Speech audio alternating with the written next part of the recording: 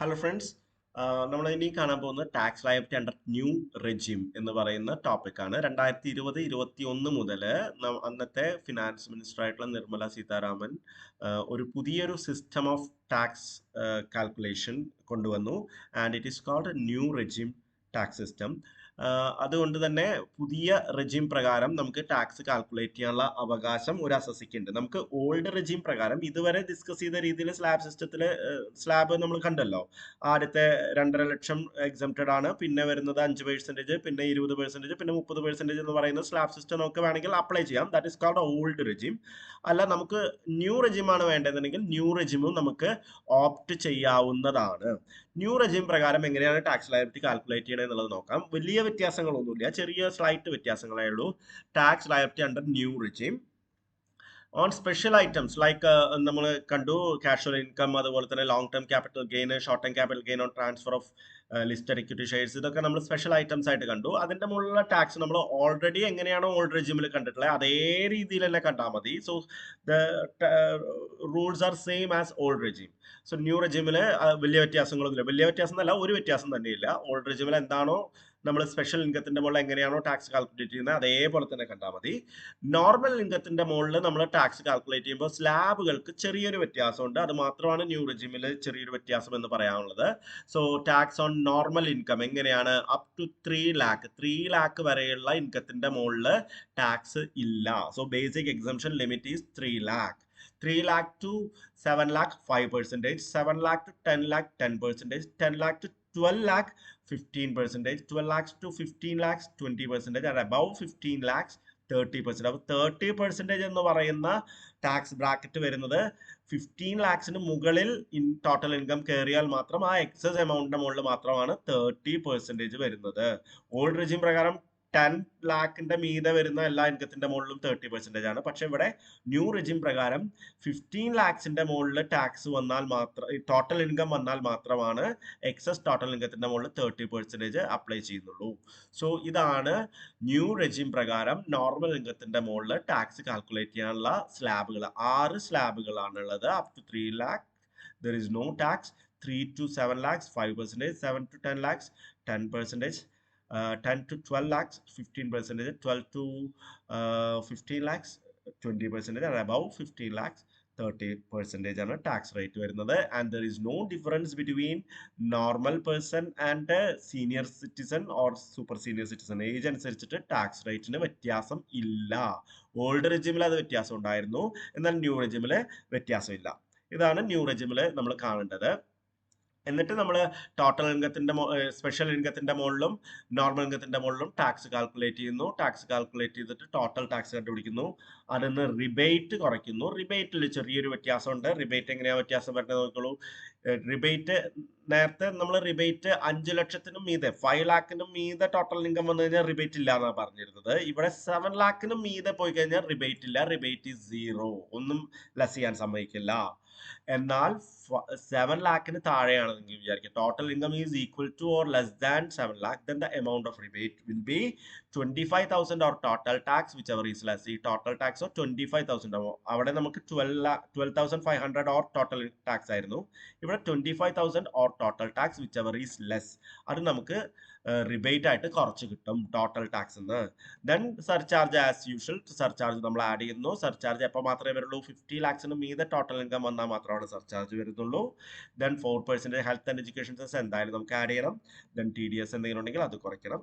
then we will get actual tax liability. ഇതാണ് new regime പ്രകാരമുള്ള tax liability. അതിൽ സ്ലാബുകൾക്ക് മാത്രം ചെറിയൊരു വ്യത്യാസം ഉണ്ടെന്ന് മാത്രം. എന്നാൽ ന്യൂ റെജിമാണ് നിങ്ങൾ ഓപ്റ്റ് ചെയ്യുന്നത് എങ്കിൽ നിങ്ങൾക്ക് ചില ഡിഡക്ഷൻസ് അവൈലബിൾ ആയിട്ട് വരില്ല.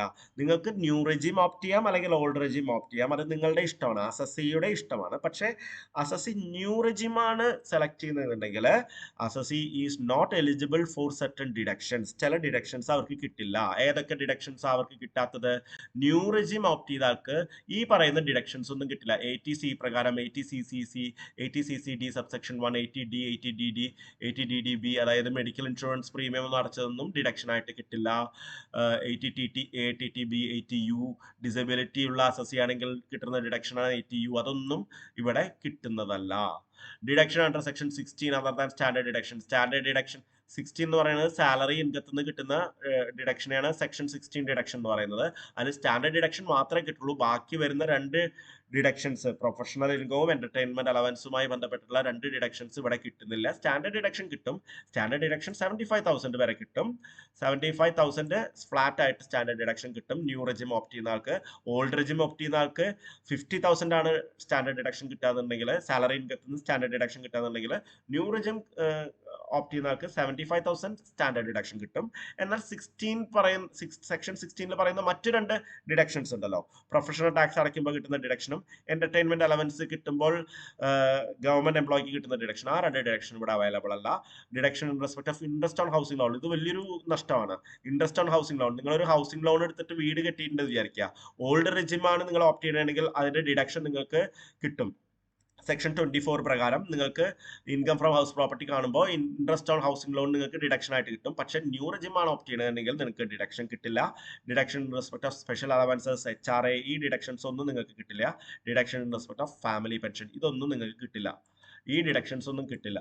ഈ ഡിഡക്ഷൻസ് എലിജിബിൾ ആയിട്ടുള്ള ആൾക്കാരാണ് നിങ്ങളെന്നുണ്ടെങ്കിൽ നിങ്ങൾ ഓൾഡ് റെജിം ഓപ്റ്റ് ചെയ്യുന്നതായിരിക്കും നല്ലത്. അപ്പോഴേ നിങ്ങൾക്ക് ഈ ഡിഡക്ഷൻ കിട്ടുള്ളൂ. ഈ ഡിഡക്ഷൻ ഒന്നും എലിജിബിൾ അല്ല നിങ്ങൾ വിചാരിക്കുക, അങ്ങനെയാണെങ്കിൽ നിങ്ങൾക്ക് ന്യൂ റെജിം ഓപ്റ്റ് ചെയ്യാം. ന്യൂ റെജിം പ്രകാരം നിങ്ങൾക്ക് ടാക്സ് ലയബിലിറ്റി കുറയ്ക്കാൻ കഴിയുന്നതാണ്. ഇതാണ് ന്യൂ റെജിമിനെ കുറിച്ച് സംസാരിക്കാനുള്ളത്. ദെൻ സർചാർജിനെ കുറിച്ച് സംസാരിക്കാനുള്ളത്. സർചാർജ് ഞാൻ പറഞ്ഞു, ഓൾഡ് റെജിം ആണെങ്കിലും ശരി ന്യൂ റെജിം ആണെങ്കിലും ശരി നിങ്ങൾക്ക് സർചാർജ് ആഡ് ചെയ്യേണ്ടി വരും. സർചാർജ് എപ്പോൾ മാത്രമേ വരുള്ളൂ? നിങ്ങളുടെ ടോട്ടൽ ഇൻകം 50 ലാക്സിന് മീതെ വരാണെങ്കിൽ മാത്രമാണ് നിങ്ങൾക്ക് സർചാർജ് ആഡ് ചെയ്യേണ്ടി വരുള്ളൂ. അത് ഹയർ ഇൻകം ഗ്രൂപ്പ് ഉള്ള ആൾക്കാർക്ക് വരുന്ന അഡീഷണൽ ടാക്സിനെയാണ് നമ്മൾ സർചാർജ് എന്ന് പറയുന്നത്.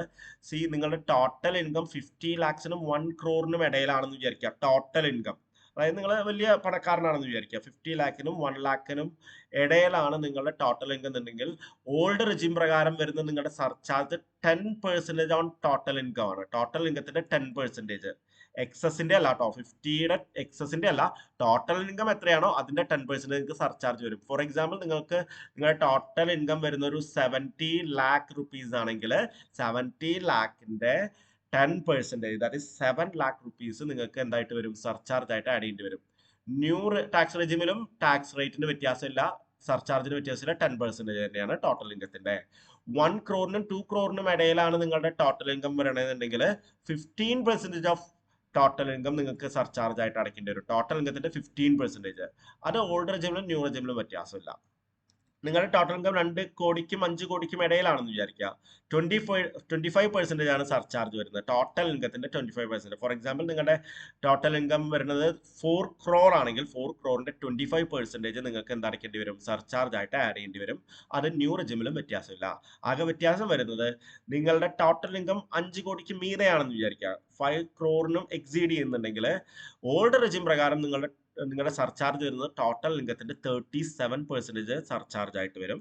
എന്നാൽ ന്യൂ റെജിമില് ആ സർചാർജ് ഒന്ന് ക്യാപ്പ് ചെയ്തിട്ടുണ്ട്. 25% തന്നെയാണ് മുകളിലെ അതേ സ്ലാബിൽ വരുന്ന അതേ സർചാർജ് തന്നെയാണ് ഇവിടെയും അപ്ലിക്കബിൾ ആയിട്ട് വരുന്നത്. This is all about surcharge. ഇത് ഓൾഡ് റെജിമിലും സർചാർജ് ഉണ്ട്, ന്യൂ റെജിമിലും സർചാർജ് ഉണ്ട്. ഇതിൽ എബവ് 5 crore ടോട്ടൽ ഇൻകത്തിൽ മാത്രം ന്യൂ റെജിമും ഓൾഡ് റെജിമും ചെറിയ വ്യത്യാസം കാണിക്കുന്നുണ്ട്. ബാക്കിയെല്ലാം സെയിം തന്നെയാണ്. നിങ്ങൾക്ക് സർചാർജ് എപ്പോൾ മാത്രമേ വരുള്ളൂ?